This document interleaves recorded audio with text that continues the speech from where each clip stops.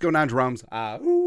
Vikings in London. So the Vikes are over across the pond. They got their first practice in, and head coach Kevin O'Connell met with the international media jackals. So, the presser was a lot different. I don't even think that a Minnesota beat writer got a question in. There's a lot of accents going on, and it was a lot more macro, than your normal presser, which is understandable because not only are the Vikings trying to win a football game here against the stupid Jets, but it is for the good of the game, for the growth of the game thing, even though we've been playing in London for like 2 decades now. Doesn't matter. But a lot of, why do you call it football?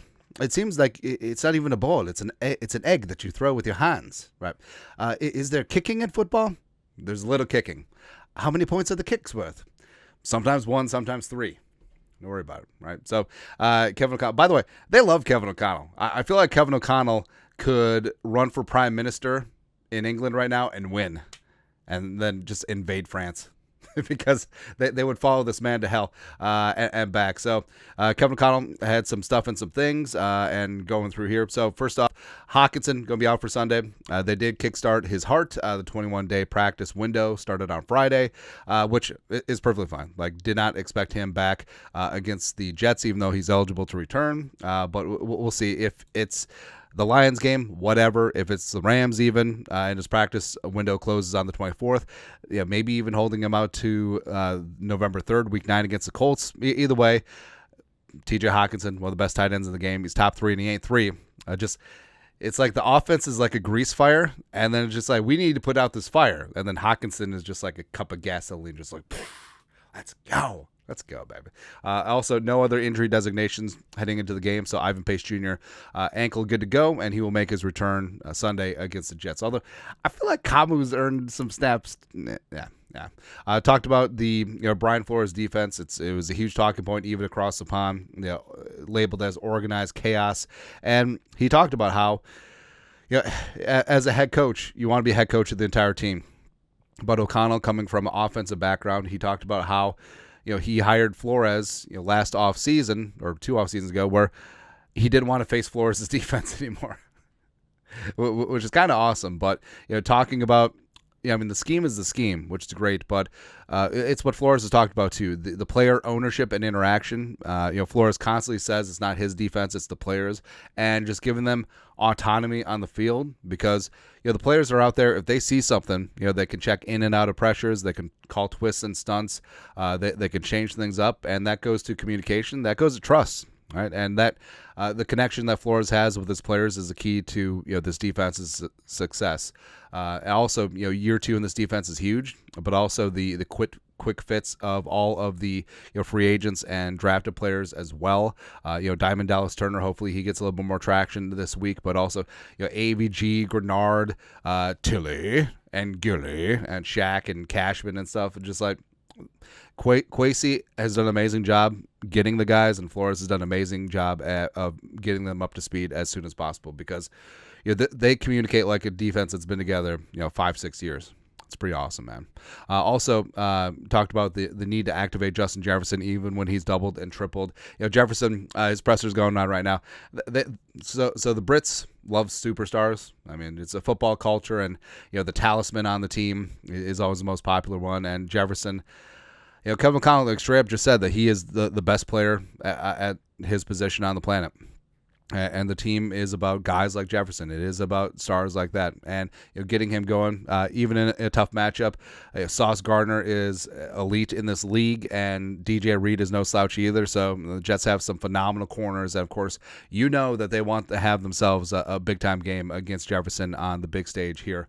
Also, talk about Sling and Sam Darnold coming in, where it's always about process, with Kevin O'Connell. It gets a little bit boring, but it's the truth. It's not so much, hey, I want to go out and win the Super Bowl and win MVP. No, it's about, I'm going to get better every single day. And, the players have picked up on the coach speak too. Stacking good days, stacking good practices, getting 1% better. I mean, they're cliches and they're coach speak, but they're true. And they're absolutely right. Darnold's been surgical in his daily preparation, which it was never the concern about Darnold. He obviously put in that work. He was a film junkie at USC, took things very seriously, and just didn't work out with the Jets, right? And O'Connell says that he feels like the organization has built a culture where players are given the best chance to succeed.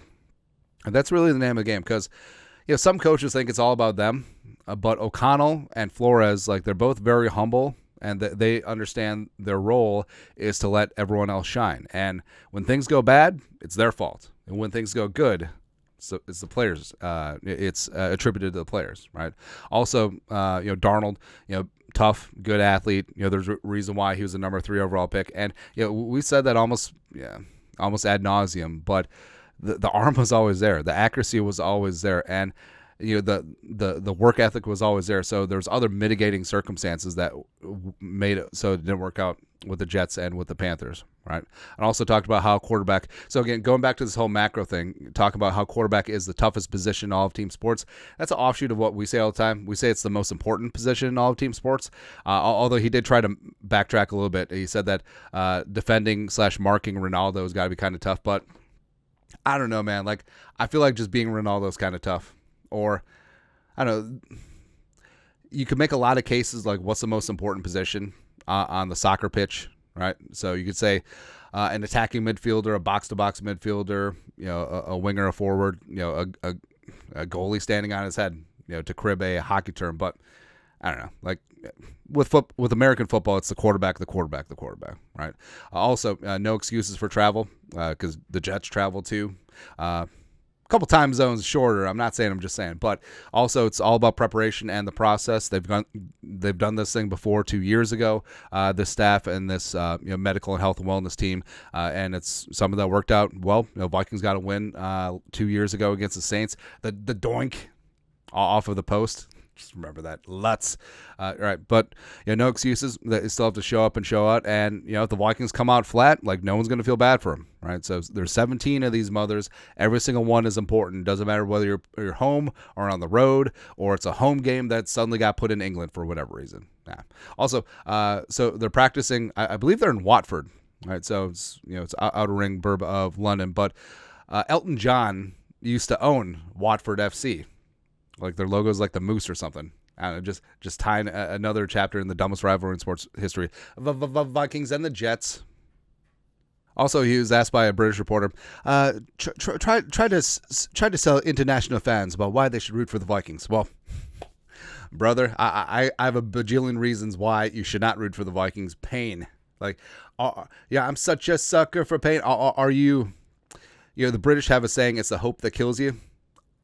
I don't like that saying, because I'm a pretty positive person, but I can see it applying to the Vikings, certainly. But O'Connell gave a great answer where he talked about he's not the face of the team. You look at Jefferson, you look at Aaron Jones, you look at Darnold, you look at this defense, man, and also talked about playing the game the right way, getting after things, and 17 games. Every single one of them is important, and every single week they put in the preparation, and it's a full roster of men trying to do something that's very tough, which is win a football game in this league. And the Vikings have been fortunate so far. Talked about how momentum is a real thing, and just like the vibe and the culture. Like, that's something that I really dig about O'Connell and Kwesi's Vikings over these last couple of years. And I think that's what draws a lot of Vikings fans in, as well as, it certainly should be appealing to the independent voting fans out there. Yeah. Also, him personally talked about his love for the game and how it does mean everything. And also, he loves that coaching is a chance to impact players and impact their lives and make them the best versions of themselves. And he talked about the great coaches that he played under, the great coaches that he coached under, and also again, the whole macro thing. One of the British reporters was just like, you have ties to the Jets as well. You played with the 2010 2011 Jets, and then you played for Rex Ryan, and Darrelle Revis was there, Mark Sanchez. Basically just listed off all of his Jets teammates, and you can tell that Kevin O'Connell, like, he values that experience. It made him who he was today. But I don't know, like, you've all seen the video of him getting cut by Mike Tannenbaum in just like the coldest way possible. Like, the business is the business, yes, but also O'Connell was like, when he was playing, and some players and coaches would say like, hey, you'd be a really good coach. Basically, it's like a backhanded compliment. Yeah, you'd be a good coach because you stink at playing. I love that he can laugh about it now, but I mean, his time with the Jets, O'Connell's said this before, like it did, kickstart his path to becoming a coach. Right, that's where he met Pettin, and they started watching film together, and he started learning what it takes to look at things from a coach's eye, and he's seen. He saw some good and great things with Belichick and Rex Ryan and all the various stops that he had. I'm sure he saw some not so great things that he's learned from, and it's turned him into the coach he is today. So this is actually really cool because instead of like the usual beat writers like, hey, what's going on with Pace? Hey, what's going on? Blah. Hey, what's going on with this? Just like more macro, almost philosophical questions about the game. And it's really good. But either way, like, do not really care that it's in London. Don't care that this is an international goodwill trip, trying to be ambassadors of the game, trying to grow the game. Just whoop the Jets' ass. Just fire and brimstone. Just bring it on. Like, have there be no doubt, and just come on back for the bye week 5-0. Woo! That's right, man. Your thoughts are thoughts. Kevin O'Connell, London Presser. You guys know what to do. Happy Friday. Skull production value.